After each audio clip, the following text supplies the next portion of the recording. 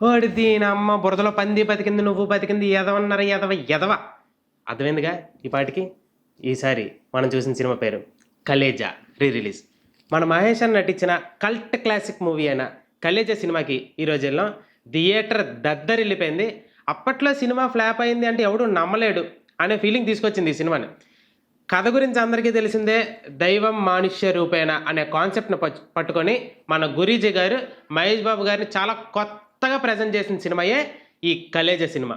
ఈ 'కలేజా' సినిమా గురించి ఎన్నిసార్లు చెప్పినా తక్కువే భయ్యో. ప్రతి సీను, ప్రతి ఒక్క డైలాగు ఒక డైమండ్ ఈ సినిమాకి. గురూజీ గారు ప్రాణం పెట్టి తీశారు అని అందరూ అనుకుంటారేమో, కానీ ప్రాణం పెట్టి తీసింది మాత్రం మన మహేష్ అన్న. అది మాత్రం గుర్తుపెట్టుకోండి. సినిమా రీ రిలీజ్ రోజు ఎవరైతే ఈ సినిమా చూసారో ప్రతి ఒక్కడికి ఒక పండగ అనిపించేలాగా అనిపించింది ఈ సినిమాని. చాలా తక్కువ థియేటర్లో రిలీజ్ అవుతుంది ఆ సినిమా అనుకున్న ప్రతి ఒక్కరికి కూడా ఈ సినిమా చాలా ఎక్కువ థియేటర్లో రిలీజ్ అయింది. ప్రతి ఒక్కరికి కూడా ఒక fan feast moment. Mahesh Babu అన్న సినిమా రిలీజ్ అయ్యి ఇన్ని సంవత్సరాలు అవుతుంది, 1 సంవత్సరంన్నర అవుతుంది అనుకున్న ప్రతి ఒక్కటి ఫీలింగ్కి 'కలేజా' సినిమాకి వెళ్ళండి భయ్యా, దద్దరిల్లిపోయింది. సినిమా మాత్రం ఎక్స్ట్రాడినరీగా ఉంది. ఈ సినిమా చూసిన ప్రతి ఒక్కరు కూడా ఎంత బాగుంది అనే వివరించడం కన్నా మహేష్ బాబు గారు ఎంత బాగా చేశారనే ఫీలింగ్ ఎక్కువ కలిగింది.